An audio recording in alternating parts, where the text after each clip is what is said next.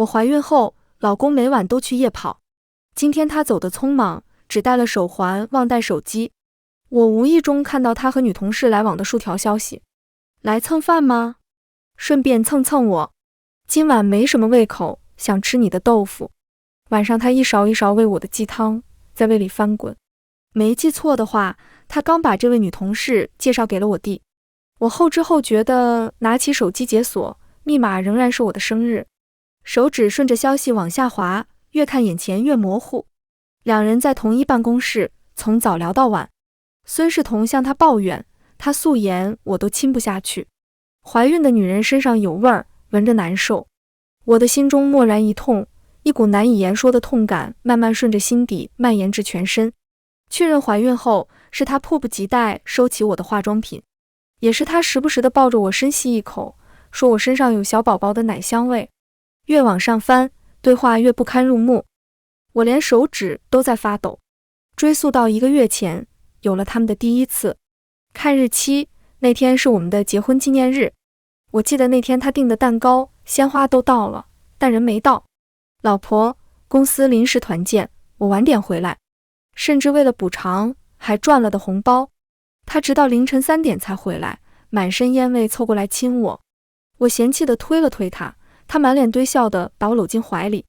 现在想来，他烟酒不沾，那身烟味大概是为了遮住香水味。动情缠绵时，他手机有消息进来，我还提醒他看。当时他瞄了一眼，扣在枕头边说，群里开玩笑呢。现在当我看清楚了那条消息的内容，只觉自己傻得可笑。那是沈月荣发的，还有力气交公粮吗？孙世彤在天亮后回复了他，哥的体力你还需要质疑？我莫名地成了他们恶心里的一环，无法想象。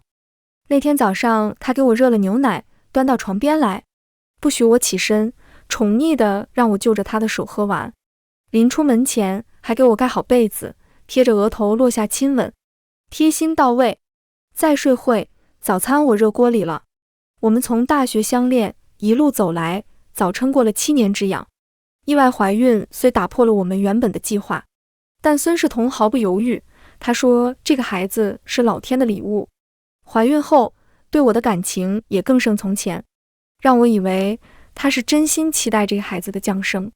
可我还是天真了。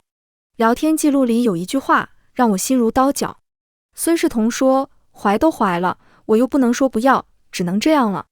他心安理得的偷吃，吃完擦擦嘴回来演好老公。对我越好，他的负疚感越少。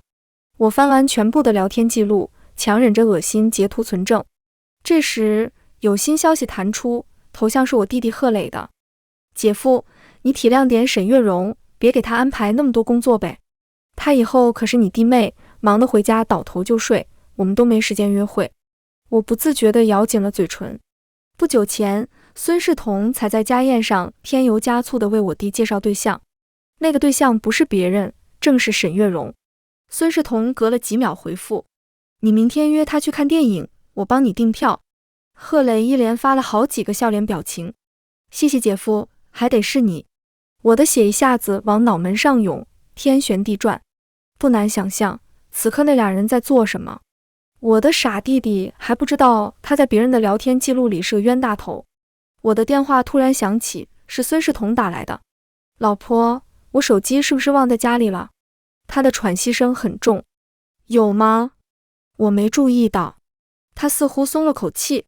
你怎么还不睡？乖乖去睡，别等我。我站在阳台上，问他，你去哪儿跑了？旁边公园啊。我沉声按捺住。早上看新闻，那边修路在围挡。他顿了顿，很快语调轻松。我绕开了，你别担心我。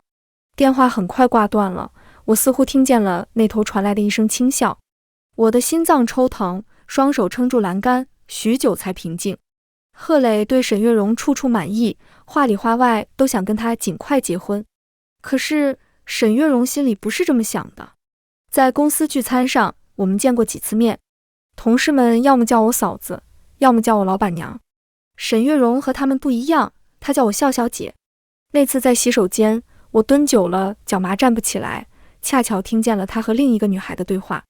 她提起孙世彤，满口都是称赞。孙哥好体贴，怎么好男人都英年早婚了呢？话锋一转，他笑了2声，怪不得笑笑姐急着要孩子，他绑不住他吧？女孩急忙嘘声，别瞎说，好像是意外怀孕的。沈月容痴痴地笑着，都是已婚女人的小伎俩罢了。孙世彤大概也是这么想的。其实没他故意露马脚，我也不会这么快怀疑。2周前，沈月容的朋友圈里发了一张合照，那是公司同事一起爬到山顶看日出时拍的。在照片中，他和孙世彤之间虽然隔了一个人，但他侧身站立，笑容灿烂，充满了青春活力。他身上那件宽大的男士恤，我一眼就认了出来，那是我亲手为孙世彤准备的。短裤下的2条长腿雪白匀称，膝盖上的2抹红痕在对比下显得格外刺眼。我盯着那张照片看了一下午，莫名的不安心慌。怀疑的种子一旦有了苗头，就会在心间疯长。我开始注意到孙世彤回消息时不经意露出的笑容。他在洗手间里待的时间越来越长，很多次他的手机不断收到消息，弹出的头像总是那个戴着墨镜的小鸡。在他们的聊天记录里，我只看到了人性的丑陋。沈月容向孙世彤详细地描述他和我弟的每一个交往细节，他甚至调笑地说，以后我要是嫁给他，我们4个坐一桌才有意思。孙世彤回复了几个笑脸，似乎对这个局面的可能性并不反感。沈月容步步为营，干脆我怀着你的孩子嫁给他怎么样？笑笑姐设计你，我设计他弟弟。孙世彤回复他，傻丫头。这3个字宠溺至极，我的3观也碎了一地。孙世彤以为是我故意怀孕，毁了他丁克的生活理想。我们同床共枕多年，他却连最基本的求证都没有，就自己做了判断。我自嘲地摇了摇头，爱到了尽头，似乎也没什么可留恋的了。想起2个月前，他妈老泪纵横地拉着我的手，哀求我的画面，只觉得一阵唏嘘。他爸癌症晚期，唯一的愿望就是希望有个孙儿孙女。笑笑，原谅我，妈是实在没办法了，才想出这种损招。我怀孕从来不是什么意外。我一夜未眠，天快亮时看到家族群里的消息，孙世彤昨天熬鸡汤，特地问过婆婆，现在婆婆在群里我熬了一锅汤，等下送过去。我起身到客厅，满是空寂，她还没回来，心一瞬间沉到了底。我用凉水洗了把脸，叫了车直奔医院，排号做检查。等待手术空隙的时间里，我把我的家人也拉进了群里。我弟在上班途中莫名的在群里发了个问号，护士叫我的名字了。进手术室之前，我把整理好的聊天记录丢进了群里。躺下去的时候，灯光微微有些刺眼。我闭上眼，心底一片平静，手不由得抚摸着尚未隆起的小腹。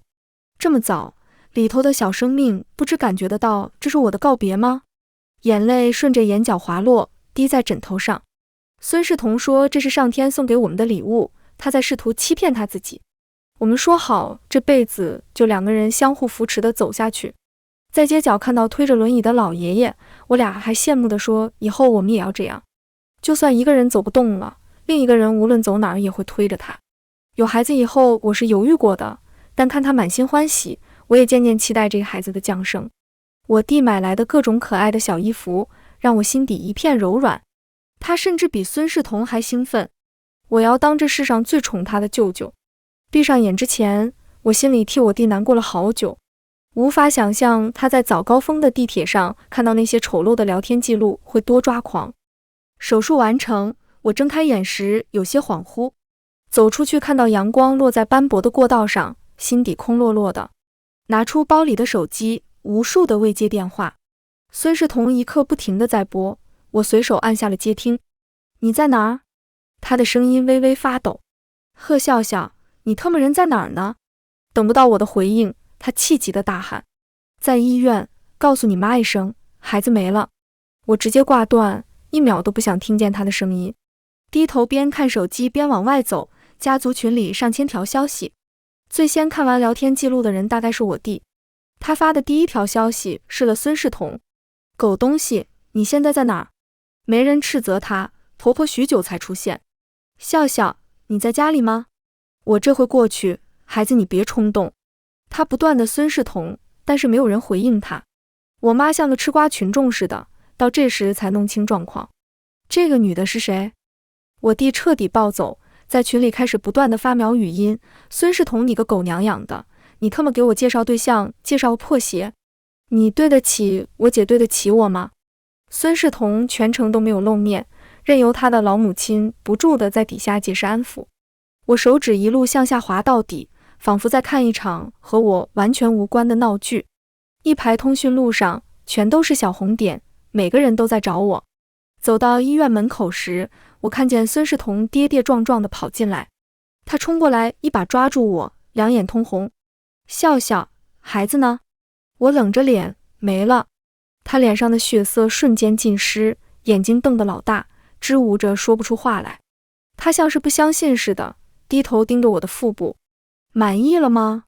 我把手术单一把塞给他，头也不回地拉开出租车门，啪地关上。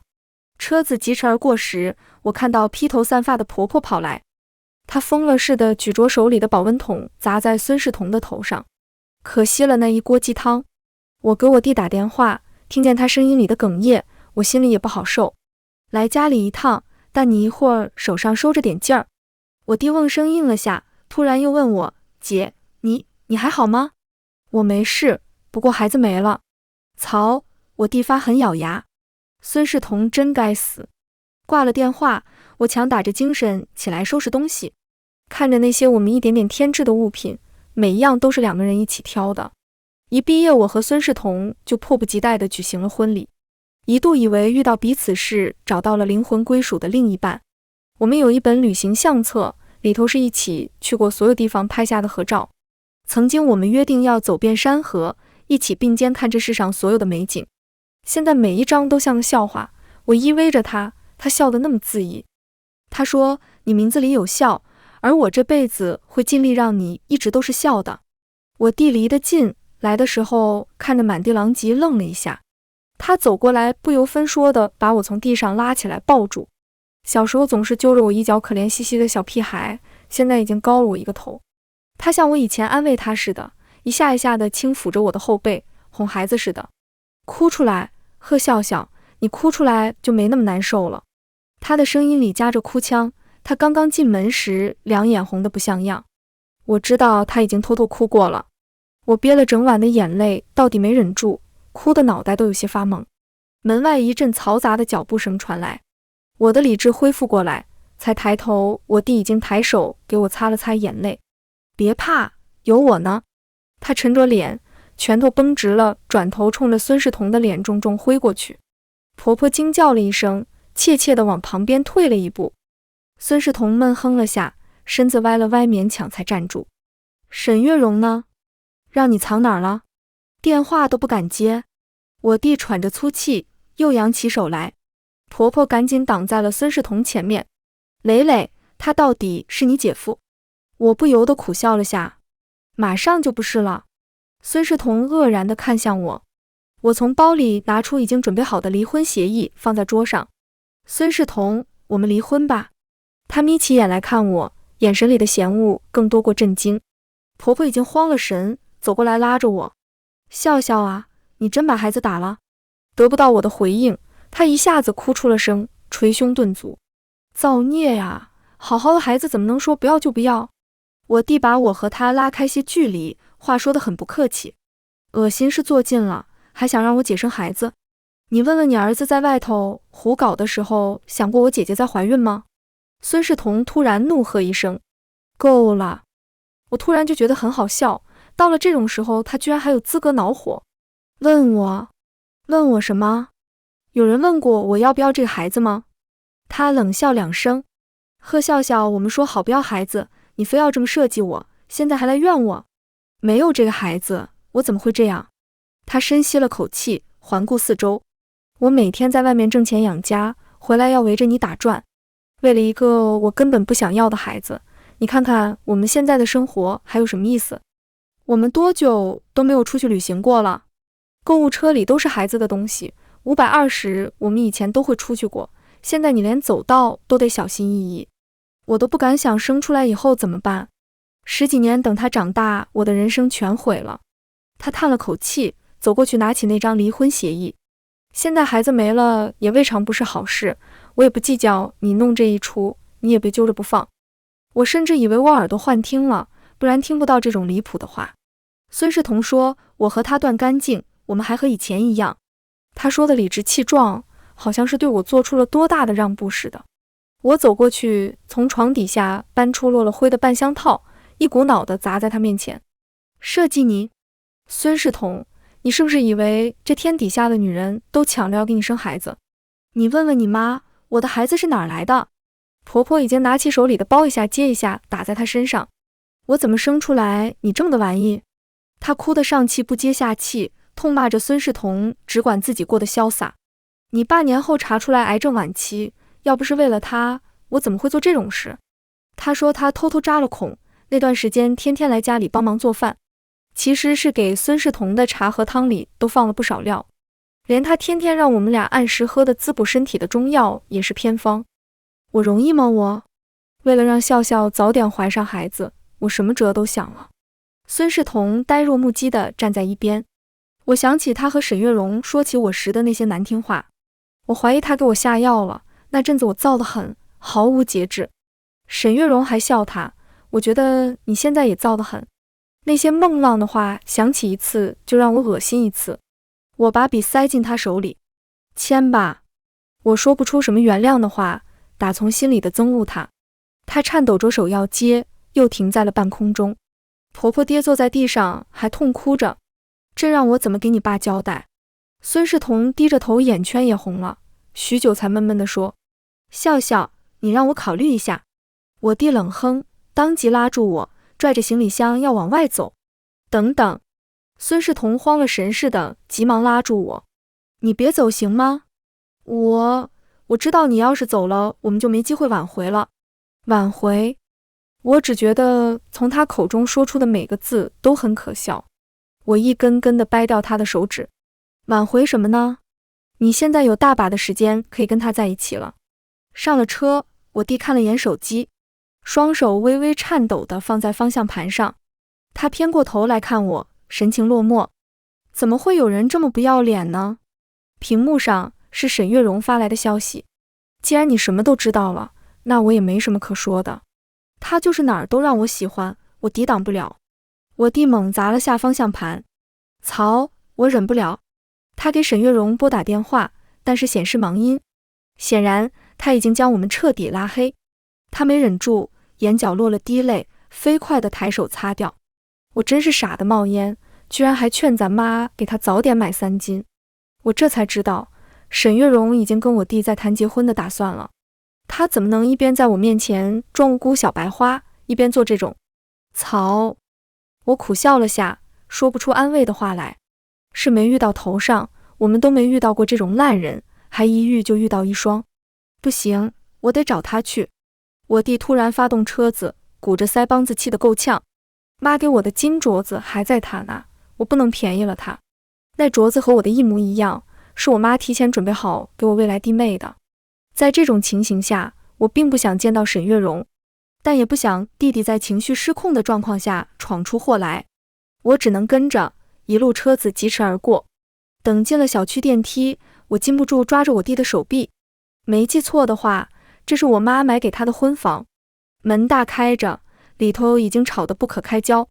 我妈手叉腰，手指恨不得戳在面前人的脸上。我看她一个人在这边，家里房子让她住着，你们就是这么欺负我儿子女儿的。沈月容委屈巴巴地躲在孙世彤身后。房间里地上、沙发上到处都是衣服。孙世彤的脸上有大片红肿和指甲划破的血痕，他红着眼圈，紧抿着唇，一句话都说不出口。婆婆拉着我妈的手臂，却被她一把甩开。我妈回头看见我，飞快瞄了眼我的小腹，眼圈也跟着红了。她冲过去，一把揪住沈月容往外拖。不要脸的东西，给我滚出去！孙世彤抓住她的手，妈，别叫我妈，你也配？我妈武力值爆表，火大的时候，我弟都不是她的对手。眼看着沈月容被我妈揪住头发，推到门边，孙世彤愣是没拦住。沈月容歪倒在地上，扒住了门边，哭得我见犹怜，更像小白花了。我怀孕了，阿姨你不能这么推我。一句话震得满屋子的人都瞪大了眼。我也愣住了。他委屈巴巴地站起身来，冲着孙世彤伸手。我还没来得及跟你说。孙世彤眼珠子都要飞出来了。怎么会？我们不是做错事。他看我一眼，骤然地收住声。我弟已经拳头捏得咯嘣嘣响，猝然地冲过去，一把抓起沈月容的手腕，硬生生拽下金镯子来。疼，他姓演员争，疼得眼泪花直蹦。真他妈脏！我弟大步流星地走过去，一股脑地把衣服行李往外扔。我长长地松了口气，看了一眼孙世彤。挺好的，续上了呢。我的离婚协议也正好派上用场，再不签你得进去了。孙世彤垂着头沉默良久，再抬头看我时满眼慌乱。笑笑，不是你想的那样。我妈已经拉下脸，连拉带扯的把婆婆和孙世彤一起推了出去。门啪的一声关上。我妈的声音震耳欲聋。离婚，想得美，正好坐实了重婚。接下来的几天里，我的电话没消停过。婆婆打完，孙世彤打，其中还夹杂着沈月容的。或许是我一概拒接，沈月容直接跑去找我弟了。弟弟回来提起此事，还气得脸色铁青。他怎么这么不要脸，居然让我来劝你离婚。现在拖着不离的是孙世彤，又不是你。我妈把切好的水果递到我手里，一副镇定自若的样子。你那个婆婆也来找我了，我没让她上楼，哭的那个惨啊，说为了她家老爷子，这个孩子现在无论如何也得要。在我预料之中，倒也没有预想的难过。好像在那一夜的辗转反侧后，我已经把自己从这场荒诞闹剧中抽离出来了。我妈告诉我，婆婆现在又想要孩子，又怕孙世彤进去。她翻来覆去的意思就是让孙世彤净身出户，拿钱消灾。我以为在这种高压下，用不了多久孙世彤就会同意离婚，但他再次找上门来的时候，却是劝我回去的。笑笑，你先跟我回去好不好？他看我妈去了早市，这次偷摸溜上来敲门。他看上去过得很糟糕，头发蓬乱，眼窝深陷。签字吧，你净身出户的话，我们也算两清。他猝然地抬头看我，眼里满是悲痛。怎么两清？我们在一起多少年了？我没想过要跟你离婚，是很多年了。从同学到恋人到夫妻，我人生的1/3都是和这个人度过的。我曾经陷入内耗，不懂怎么会有人说变就变了呢？但很快我停止了这种自我折磨。错不在我，爱没了，我接受，也学会了及时止损。我定定地看着他。在你第一次彻夜不归的时候开始，就该想到这一天，是你把我们的感情拿出来考验的。很遗憾，考验失败。他颓然地低着头，眼泪不住地掉在地上。我会说服我妈，我只要你，我不要孩子。我禁不住失笑。孙世彤，是我不要你了。离婚协议是婆婆送来的，还拎了一堆东西来，但是尽数被我妈丢了出去。婆婆泪眼婆娑地隔着门冲着我妈连连道歉。是我们家对不起笑笑，也对不起蕾蕾，我知道你们看不起，可我也是没办法。我坐在沙发上一动不动，仿佛她现在说的一切都和我无关了。婆婆说她软磨硬泡孙世彤才答应签字离婚，但是净身出户是她自己提出来的。笑笑她放不下你，都是我逼她的，我有罪。我已经不想再去考虑她的想法，哪有什么放不下呢？在她一次次借口夜跑去和沈月容滚床单的时候，在她和别人对我怀孕后的丑态评头论足的时候，她把我放在哪儿呢？1个月后，我妈给我订了机票，让我弟押着我上飞机，出去散散心，想要什么就让你弟给你买。其实我想说我已经好多了，心情出乎意料的平静，但看着可怜巴巴的弟弟，我说不出拒绝的话。跑了一趟云南，时不时的还能看到我弟盯着沈月容的朋友圈发呆，那条触目的横线像是横在我弟心上，让他耿耿于怀。我拍了拍他的肩膀，递给他一罐啤酒。别用别人的错误来惩罚自己，你的好总会有更好的人看到。弟弟叹了口气，闷闷地问我，孩子有这么可怕吗？孙世彤这狗东西到底是怎么想的？我认真地想过这个问题，时不时的我会试图在我们的婚姻中寻找答案，但后来我放弃了。错的不是孩子，也不是婚姻，是这个人。一时冲动也好，蓄谋已久也好，错的都是这个人。我释然了，所托非人在这世上本就不是什么稀罕事。从云南回来后，我听说孙世彤和沈月容双双离职了，好听点叫离职，真相是受不了背后的指指点点，加上影响恶劣，前后脚被裁掉了。没有财产上的纠纷，我和孙世彤约好去领离婚证。来的时候，沈月容拉开车门也跟了下来，她昂着头，一副胜利者的姿态，手挽着孙世彤。孙世彤眉头紧锁，飞快地拽开了他的手，径直往里走。他又追上来拉住我，笑小姐，这婚不能这么离。孙世彤顿住，不耐地说，你去车上等我。他不肯，你现在也没有固定工作，凭什么净身出户？手放在腹部，轻轻地抚了2下，他歪着头看向我，姐姐就一个人，有什么开销呢？不像我们很快到处都要用钱。我点了点头，车子、房子、存款，这些年我们俩确实挣了不少。他瞟了我一眼，声音软了几分，孙世彤这么辛苦，你也不想他人到中年一无所有吧？关我什么事呢？我好笑地看着他，辛不辛苦，以后是你们俩的事了。他一时气结，再要上来抓我，被我不着痕迹地避开，顺利拿到离婚证。孙世彤定定地看着钢印，手指颤抖着摩挲，吧嗒一滴泪落在上面，他有些失落地抬头看我，笑笑，我们怎么就走到这一步了？我顿住步子，你还记得那天吗？我给你过你机会的。我从来都不爱喝鸡汤，我想着熬几个小时，太晚了你就不会出去了。但你等不及的要走，那是我给你的最后一次机会。我结束了休假，提前回到公司上班，生活仿佛恢复了从前的平静，闲暇时社交，结识了新的朋友。有年轻的女孩子遇到几次我弟来给我送东西，红着脸向我打听。不久后，就听我妈说弟弟多了些桃花运。那个女孩子给我留下了很好的印象，性格开朗大方。2个人进进出出的约会，我眼看着我弟一天比一天的振作。伴随着所有联系方式的切断，孙世彤像从我的世界消失了一样。几个月后，我妈突然饶有兴致地在饭桌上提起这个名字。超市的老张说碰到他一个人买了很多泡面。我好奇打听了下，听说他自己在外头租房子住，那女的住在他父母家里，肚子也不小了，但是孙世彤不肯领证。我弟放下饭碗站起身来，我吃饱了，沉着脸一言不发地推门出去了。我妈小心翼翼地看了我一眼，那个没良心的找你了没？我回想了下，他来找我大概是1周前的事。